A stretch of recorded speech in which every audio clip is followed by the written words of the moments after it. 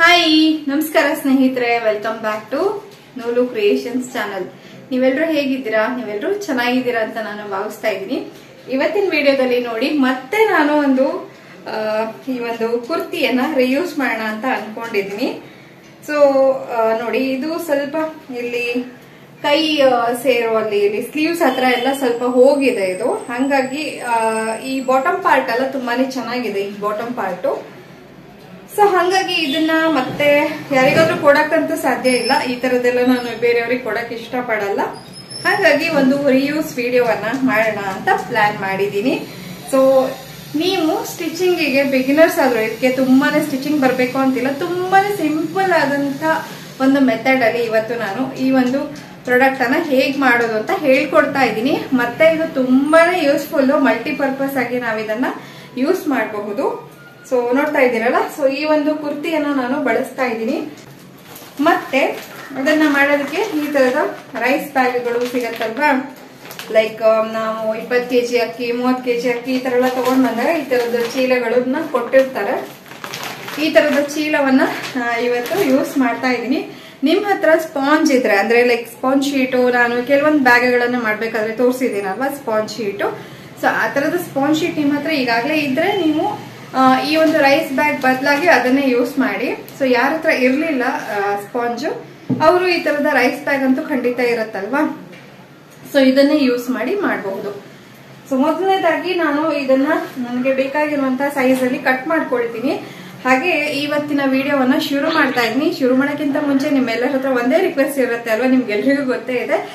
ನಮ್ಮ ವಿಡಿಯೋಸ್ ಅನ್ನ ನೀವು ನೋಡ್ತಾ ಇದ್ರೆ ನಿಮ್ಗೆ ಇಷ್ಟ ಆಗ್ತಿದ್ರೆ ದಯವಿಟ್ಟು ಒಂದು ಲೈಕ್ ಅನ್ನು ಕೊಡೋದನ್ನ ಮರಿಬೇಡಿ. ಹಾಗೆ ಈ ಒಂದು ವಿಡಿಯೋವನ್ನ ನೀವು ಯೂಟ್ಯೂಬ್ ಅಲ್ಲಿ ನೋಡ್ತಾ ಇದ್ರೆ ದಯವಿಟ್ಟು ಸಬ್ಸ್ಕ್ರೈಬ್ ಮಾಡ್ಕೊಂಡು ನೋಡಿ. ಹಾಗೆ ನಂದು ಫೇಸ್ಬುಕ್ ಪೇಜ್ ಕೂಡ ಇದೆ, ಸೊ ಅಲ್ಲಿ ನೀವು ಫಾಲೋ ಕೂಡ ಮಾಡಬಹುದು. ಫೇಸ್ಬುಕ್ ಅಲ್ಲಿ ನೀವು ಈಗಾಗಲೇ ನನ್ನ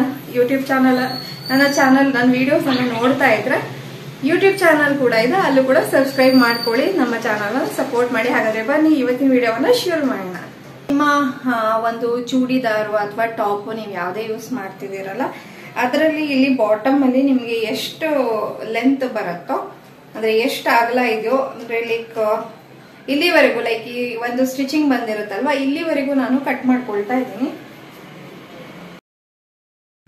ಇಲ್ಲಿ ನಾನು ಮೊದಲಿಗೆ ಕುರ್ತಿಯನ್ನು ಏನು ತೋರಿಸಿದ್ನಲ್ಲ ಅದರ ಬಾಟಮ್ ಪಾರ್ಟನ್ನು ಕಟ್ ಮಾಡ್ಕೊಳ್ತಾ ಇದ್ದೀನಿ. ಹಾಗೆ ಅದಾದಮೇಲೆ ಈ ಒಂದು ರೈಸ್ ಬ್ಯಾಗ್ ಏನು ತೊಗೊಂಡಿದ್ದೆ ಅದನ್ನು ಕಟ್ ಮಾಡಿ ಓಪನ್ ಮಾಡಿಕೊಂಡು, ನಂತರ ಕುರ್ತಿ ಏನು ಕಟ್ ಮಾಡ್ಕೊಂಡಿದ್ದೆ ಅದೇ ಸೈಜ್ಗೆ ಕಟ್ ಮಾಡಿಕೊಂಡೆ.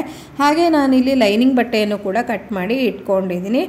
ಈಗ ಎಲ್ಲವನ್ನು 3 ಲೇಯರ್ಸ್ ಆಗಿ ಇಟ್ಬಿಟ್ಟು ಒಟ್ಟಿಗೆ ಸ್ಟಿಚ್ ಮಾಡ್ಕೊಳ್ಬೇಕು. ಅಡಿಗಡೆ ಲೈನಿಂಗ್ ಬಟ್ಟೆ ಬಂದಿದೆ, ಮಧ್ಯದಲ್ಲಿ ರೈಸ್ ಬ್ಯಾಗ್ ಬರುತ್ತೆ, ಹಾಗೆ ಮೇಲ್ಗಡೆ ಈಗ ಒಂದು ಕುರ್ತಿ ಏನು ಕಟ್ ಮಾಡ್ಕೊಂಡಿದ್ದೆ ಅದು ಬರ್ತಾ ಇದೆ. ಈ ಮೂರನ್ನು ಸೇರಿಸ್ಬಿಟ್ಟು ಮೊದಲಿಗೆ ನಾನು ಪಿನ್ನನ್ನು ಹಾಕ್ಕೊಂಡು ಎಲ್ಲ ಕಡೆ ಸೆಟ್ ಮಾಡ್ಕೊಳ್ತೀನಿ. ಪಿನ್ಸನ್ನು ಹಾಕ್ಕೊಂಡು ನಾವು ಸ್ಟಿಚ್ ಮಾಡೋಕ್ಕೆ ತುಂಬಾ ಕಂಫರ್ಟೇಬಲ್ ಆಗಿರುತ್ತೆ. ಹಾಗಾಗಿ ಪಿನ್ಸ್ ಹಾಕಿ ಸೆಟ್ ಮಾಡ್ಕೊಂಡಿದ್ದಾದಮೇಲೆ ಇದರ ಅಳತೆಯನ್ನು ತಿಳಿಸ್ಬೇಕು ಅಂದರೆ 19 ಇಂಚು ಅಗಲ ಇದೆ, ಹಾಗೆ 21 ಇಂಚು ಉದ್ದ ಇದೆ. ಸೊ 2 ಇಂಚು ಹೆಚ್ಚು ಕಡಿಮೆ ಎಲ್ಲ ತೊಗೊಂಡ್ರೆ ಬೇರೆ ಬೇರೆ ಸೈಜಸಲ್ಲಿ ನೀವು ಇದನ್ನು ಸೇಮ್ ರೀತಿಯಲ್ಲಿ ಈ ಥರ ಆರ್ಗನೈಸರ್ಸನ್ನು ಮಾಡ್ಕೊಳ್ಬಹುದು. ಈಗ ಮೂರನ್ನು ಸೇರಿಸ್ಬಿಟ್ಟು ಕ್ವಿಲ್ಟ್ ಮಾಡಿ ಒಂದು ಸಿಂಗಲ್ ಪೀಸ್ ರೆಡಿ ಮಾಡ್ಕೊಳ್ತೀನಿ. ಜೊತೆಗೆ ಇಲ್ಲಿ ಇನ್ನೊಂದು ಪಾರ್ಟ್ಗೂ ಕೂಡ ಇಲ್ಲಿ ರೆಡಿ ಇಟ್ಕೊಂಡಿದ್ದೀನಿ ನೋಡಿ ಬಟ್ಟೆ, ಅದನ್ನು ಕ್ವಿಲ್ಟ್ ಮಾಡ್ಕೊಳ್ತೀನಿ. ಸೊ 2 ಕ್ವಿಲ್ಟೆಡ್ ಪೀಸಸ್ ನನಗೆ ರೆಡಿ ಸಿಗತ್ತೆ. ಈಗ 2 ಪೀಸಸನ್ನು ನಾನು ಒಟ್ಟಿಗೆ ಸ್ಟಿಚ್ ಮಾಡ್ಕೊಂಡಿದ್ದಾಯಿತು ನೋಡಿ. ಇವಾಗ ಈ ರೀತಿ ರೆಡಿ ಆಗಿದೆ. ನೆಕ್ಸ್ಟ್ ಏನು ಮಾಡಬೇಕು ಅಂದರೆ 21 ಇಂಚು ಏನಿತ್ತು ಆ ಪಾರ್ಟ್ಗೆ ಜಿಪ್ಪನ್ನು ಅಟ್ಯಾಚ್ ಮಾಡಬೇಕಾಗತ್ತೆ. ನಾನಿಲ್ಲಿ ಜಿಪ್ಪನ್ನು ನೋಡಿ ಈ ರೀತಿಯಾಗಿ ಒಂದು ಕಡೆ ಅಟ್ಯಾಚ್ ಮಾಡಿಕೊಂಡು ನಂತರ ಅದನ್ನು ಉಲ್ಟಾ ತಿರುಗಿಸ್ಬಿಟ್ಟು ಪ್ರೆಸ್ ಸ್ಟಿಚ್ಚನ್ನು ಹಾಕ್ಕೊಳ್ತೀನಿ. ಅದೇ ರೀತಿ ಇನ್ನೊಂದು ಪಾರ್ಟ್ಗೂ ಕೂಡ ಮಾಡ್ಕೊಳ್ಬೇಕು. ಸೊ ಜಿಪ್ ಅಟ್ಯಾಚ್ ಮಾಡೋದ್ರ ಬಗ್ಗೆನೇ ಕಂಪ್ಲೀಟಾಗಿ ನಿಮಗೆ ಡೀಟೇಲ್ ಆಗಿ ವಿಡಿಯೋ ಬೇಕು ಅಂದರೆ ಈಗಾಗಲೇ ಅದ್ರ ಬಗ್ಗೆ ಮಾಡಿ ಪೋಸ್ಟ್ ಮಾಡಿದ್ದೀನಿ. ಒಂದ್ಸಲ ನೀವು ಆ ವಿಡಿಯೋ ಕೂಡ ನೋಡ್ಕೊಳ್ಳಿ, ನಿಮಗೆ ಈಸಿಯಾಗಿ ಜಿಪ್ ಅಟ್ಯಾಚ್ ಮಾಡೋದು ಹೇಗೆ ಅಂತ ಗೊತ್ತಾಗುತ್ತೆ. ಈಗ ನಾನು 2 ಕಡೆಗೂ ಜಿಪ್ ಅಟ್ಯಾಚ್ ಮಾಡ್ಕೊಂಡಿದ್ದಾಯಿತು. ನಂತರ ನಾನಿಲ್ಲಿ ರನ್ನರ್ ಕೂಡ ಇನ್ಸರ್ಟ್ ಮಾಡ್ಕೊಳ್ತಾ ಇದ್ದೀನಿ. ಈಗ ರನ್ನರ್ ಇನ್ಸರ್ಟ್ ಮಾಡ್ಕೊಂಡಿದ್ದಾಯಿತು ನೋಡಿ, ಈ ಥರ ಕಾಣಿಸ್ತಾ ಇದೆ.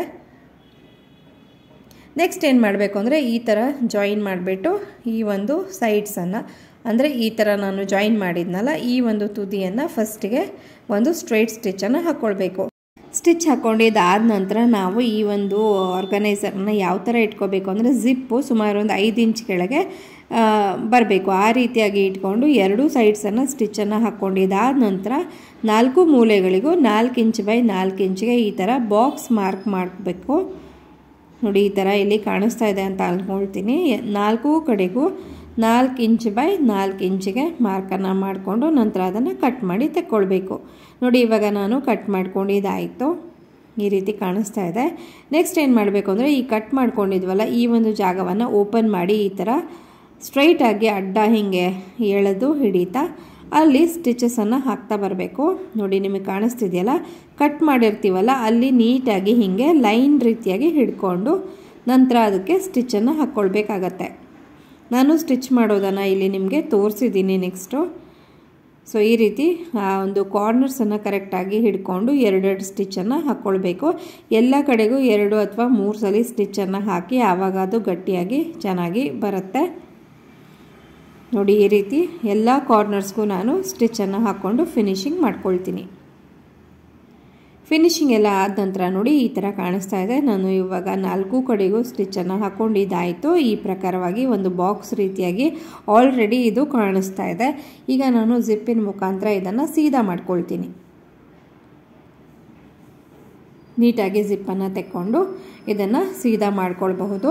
ಹಾಗೆ ನಿಮಗೆ ಟೈಮ್ ಇದೆ ಅಂತಂದರೆ ನೀವು ಎಲ್ಲ ಎಡ್ಜಸ್ ಏನು ಕಾಣ್ತಿದೆ ಅಲ್ಲೆಲ್ಲ ಪೈಪಿಂಗ್ ಮಾಡಿ ಇನ್ನೂ ನೀಟ್ ಫಿನಿಶಿಂಗ್ ಮಾಡ್ಕೊಳ್ಬಹುದು. ಬಟ್ 3-4 ಸ್ಟಿಚ್ಚನ್ನು ಹಾಕ್ಕೊಂಡ್ಬಿಟ್ರೆ ಅದು ಈಗಾಗಲೇ ಗಟ್ಟಿಯಾಗಿ ಬಂದಿರುತ್ತೆ, ಏನೂ ಪ್ರಾಬ್ಲಮ್ ಆಗೋದಿಲ್ಲ. ಇವಾಗ ನೋಡಿ ಎಷ್ಟು ಸುಂದರವಾದಂಥ ಹಾಗೆ ಸ್ಪೇಷಿಯಸ್, ಎಷ್ಟು ಜಾಗ ಇದೆ, ಎಷ್ಟು ದೊಡ್ಡದಾಗಿ ಬಂದಿದೆ. ಇಷ್ಟು ದೊಡ್ಡದಾದಂಥ ಒಂದು ಆರ್ಗನೈಸರ್ ರೆಡಿಯಾಗಿದೆ. ನೀವು ನೋಡ್ತಿರೋ ಹಾಗೆ ನಾನು ಅರ್ಧ ಕುರ್ತಿಯನ್ನು ಮಾತ್ರ ಬಳಸಿರೋದ್ರಿಂದ ಇಷ್ಟು ಸಣ್ಣದಾಗಿದೆ. ಬಹುಶಃ ನಾನು ಇಡೀ ಕುರ್ತಿಯನ್ನು ಬಳಸಿದಿದ್ರೆ ಅಂದರೆ ಕಟ್ ಮಾಡಿ ಜೋಡಿಸ್ಕೊಳ್ಬೇಕಾಗಿತ್ತು ಬಟ್ಟೆಯನ್ನು. ಆ ಥರ ಮಾಡ್ಕೊಂಡಿದ್ರೆ ಇನ್ನೊಂಚೂರು ದೊಡ್ಡ ಆರ್ಗನೈಸರ್ ಬರ್ತಿತ್ತು. ನೀವು ಖಂಡಿತ ನಿಮ್ಮ ಹತ್ರ ಇರುವಂಥ ಕುರ್ತಿಯಿಂದ ಟ್ರೈ ಮಾಡಿ. ಹಾಗೆ ನಾನಿಲ್ಲಿ ಒಂದಷ್ಟು ಬ್ಲೌಸ್ ಪೀಸ್ಗಳನ್ನು ಇದರಲ್ಲಿ ಹಾಕಿ ಆರ್ಗನೈಸ್ ಮಾಡೋದಕ್ಕೆ ಬಳಸ್ತಾ ಇದ್ದೀನಿ. ನೀವೇ ನೋಡ್ತಿರೋ ಹಾಗೆ ಸಾಕಷ್ಟು ಬ್ಲೌಸ್ ಪೀಸ್ ಹಿಡಿಯುತ್ತೆ. ನಾನಿವಾಗ ಹಾಕಿದ್ದಕ್ಕಿಂತ ಇನ್ನೂ 3 ಪಟ್ಟು ಹಿಡಿಯೋಷ್ಟು ಜಾಗ ಉಳಿತಾ ಇದೆ. ಸೊ ಸಾಕಷ್ಟು ದೊಡ್ಡದಾಗಿದೆ ಇದು. ನನಗಂತೂ ಇದು ತುಂಬಾ ಖುಷಿ ಕೊಡ್ತು ಮಾಡಿ ಆದ ನಂತರ. ಜಸ್ಟ್ ಒಂದು ಬೇಡ ಅಂತ ಬಿಟ್ಟಿರುವಂಥ ಒಂದು ಕುರ್ತಿ ಹಾಗೆ ರೈಸ್ ಬ್ಯಾಗ್ನಿಂದ ಈ ಥರದ ಸುಂದರವಾದಂಥ ಹಾಗೆ ಸ್ಪೇಷಿಯಸ್ ಆಗಿರುವಂಥ ಆರ್ಗನೈಸರ್ ರೆಡಿ. ಸೊ ಫೈನಲಿ ನಂದು ಇವಾಗ ಜಸ್ಟ್ ಸ್ಟಿಚಿಂಗ್ ಮುಗೀತು. ನೋಡಿ ಈ ತರದ ಇಷ್ಟು ದೊಡ್ಡದಾಗಿರುವಂತಹ ಒಂದು ಆರ್ಗನೈಸರ್ ರೆಡಿ ಆಗಿದೆ. ನೀವೇ ನೋಡಬಹುದು ಎಷ್ಟು ದೊಡ್ಡದಾಗಿದೆ ಅಂತ ಹೇಳಿ ಇದು. ಹಾಗೆ ನಾನು ಒಂದು ಓಲ್ಡ್ ಕುರ್ತಿಯನ್ನ ಅಂದ್ರೆ ನನಗೆ ಬೇಡದೇ ಇರುವಂತಹ ಕುರ್ತಿಯನ್ನ ಬಳಸಿದ್ನಲ್ವಾ, ಅದರಲ್ಲಿ ಅರ್ಧ ಕುರ್ತಿ ಮಾತ್ರ ನಾನು ಯೂಸ್ ಮಾಡಿ ಈ ಒಂದು ಆರ್ಗನೈಸರ್ ಅನ್ನ ಮಾಡಿರೋದು. ಇದನ್ನ ನೀವು ಜಸ್ಟ್ ಬ್ಲೌಸ್ ಆರ್ಗನೈಸ್ ಮಾಡೋದಕ್ಕೆ ಅಥವಾ ಸೀರೆಯನ್ನು ಸ್ವಲ್ಪ ಸಣ್ಣದಾಗಿ ಫೋಲ್ಡ್ ಮಾಡಿ ಇಟ್ಕೊಂಡ್ರೆ ಸೀರೆಯನ್ನು ಕೂಡ ಆರ್ಗನೈಸ್ ಮಾಡಿ ಇಡಬಹುದು. ಹಾಗೆ ನಾನು ತೋರಿಸಿದ ಹಾಗೆ ನನ್ನ ಹತ್ರ ಸಾಕಷ್ಟು ಬ್ಲೌಸ್ ಪೀಸ್ ಕಲೆಕ್ಷನ್ ಅಥವಾ ಅದು ಇದು ಫ್ಯಾಬ್ರಿಕ್ ಕಲೆಕ್ಷನ್ ನಾನು ಮಾಡ್ತಿರ್ತೀನಲ್ಲ, ಅದನ್ನ ಆರ್ಗನೈಸ್ ಮಾಡಕ್ಕೆ ನಾನು ಯೂಸ್ ಮಾಡ್ತಾ ಇದ್ದೀನಿ. ಸೊ ನಿಮ್ಮನೇಲೂ ಕೂಡ ಸಾಕಷ್ಟು ಕುರ್ತೀಸ್ ಅಥವಾ ಇದನ್ನ ನೈಟಿಯಿಂದನೂ ಕೂಡ ಮಾಡಬಹುದು. ಬೇಡ ಅಂತ ಅನ್ಕೊಂಡಿರೋದ್ರಿಂದ ಈ ರೀತಿಯಾದ ಒಂದು ಆರ್ಗನೈಸರ್ ಗಳನ್ನ ಮಾಡ್ಕೊಂಡ್ರೆ ತುಂಬಾನೇ ಯೂಸ್ಫುಲ್ ಆಗಿರುತ್ತೆ. ಮತ್ತೆ ನಾನು ಮುಂಚೆನೆ ಹೇಳ್ದಂಗೆ ನೀವು ಬಿಗಿನರ್ಸ್ ಆದ್ರೂ ಕೂಡ ನಿಮ್ಗೆ ಸ್ಟಿಚಿಂಗ್ ತುಂಬಾ ಗೊತ್ತಿಲ್ಲ ಅಂತ ಅಂದ್ರೂ ಕೂಡ ಇದನ್ನೆಲ್ಲ ಆರಾಮಾಗಿ ನೀವು ಹೊಲಿಬಹುದು. ಜಸ್ಟ್ ಏನು ಒಂದು ಜಿಪ್ ಅನ್ನ ಜೋಡಿಸೋದು ಗೊತ್ತಿರಬೇಕು, ಹಾಗೆ ಒಂದ್ 4 ಕಡೆ ಕಟ್ ಮಾಡ್ಬೇಕು ಅಷ್ಟೇ. ಬಿಟ್ರೆ ಇನ್ನೇನು ತುಂಬಾ ಕಷ್ಟ ಅಂತ ಅನ್ಸೋದೇನು ಇಲ್ಲ.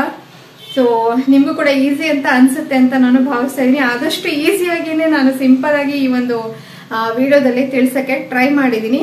ಹಾಗೆ ನೀವು ಕೂಡ ನಿಮ್ಮ ಮನೇಲಿ ಇರುವಂತಹ ಬಟ್ಟೆಗಳಿಂದ ಟ್ರೈ ಮಾಡಿ. ಮತ್ತೆ ಇನ್ನೊಂದೇನು ವಿಶೇಷತೆ ಅಂತ ಅಂದ್ರೆ ಇದನ್ನ ನಾನು ರೈಸ್ ಬ್ಯಾಗ್ ಬಳಸಿದ್ನಲ್ಲ, ಹಾಗಾಗಿ ಒಳ್ಳೆ ಶೇಪ್ ಕೂಡ ತಗೊಂಡಿದೆ ನೋಡಿ. ಕೆಲವೊಮ್ಮೆ ನಾನು ಏನ್ ಮಾಡ್ತೀನಿ, ರೈಸ್ ಬ್ಯಾಗ್ ಹಾಕದೇ ಇದ್ರೆ ಅಂದ್ರೆ ಈ ತರ ಶೇಪ್ ಅಲ್ಲಿ ನಿಂತ್ಕೊಳ್ಳಲ್ಲ. ಆಬ್ವಿಯಸ್ಲಿ ಬಟ್ಟೆನ ತುಂಬಿಸಿದ ನಂತರ ಒಂದು ಶೇಪ್ ತಗೊಳುತ್ತೆ. ಬಟ್ ಇದು ಬಟ್ಟೆ ಅಷ್ಟೊಂದೇನು ನಾನು ತುಂಬಿಸಿಲ್ಲ, ನೀವೇ ನೋಡಿದ ಹಾಗೆ ಇಲ್ಲಿವರೆಗೆ ಇದೆ ಅಷ್ಟೇನೆ. ಬಟ್ ಸ್ಟಿಲ್ ಅದೊಂದು ಒಳ್ಳೆ ಶೇಪ್ ತಗೊಂಡಿದೆ. ಸೊ ರೈಸ್ ಬ್ಯಾಗ್ ಹಾಕೋದ್ರಿಂದ ಅದು ಒಂದು ಅನುಕೂಲ. ಮತ್ತೆ ಏನು ಅಂತಂದ್ರೆ ನಾವು ಒಳಗಡೆ ರೈಸ್ ಬ್ಯಾಗ್ ಹಾಕಿದ್ರು ಕೂಡ ಒಳಗಡೆ ಮತ್ತೊಂದು ಲೈನಿಂಗ್ ಬಟ್ಟೆನ ಹಾಕಿದೀನಲ್ಲ, ಹಾಗಾಗಿ ಸೀರೆಗಳನ್ನ ಸ್ಟೋರ್ ಮಾಡೋದಕ್ಕೂ ಏನು ತೊಂದರೆ ಇಲ್ಲ.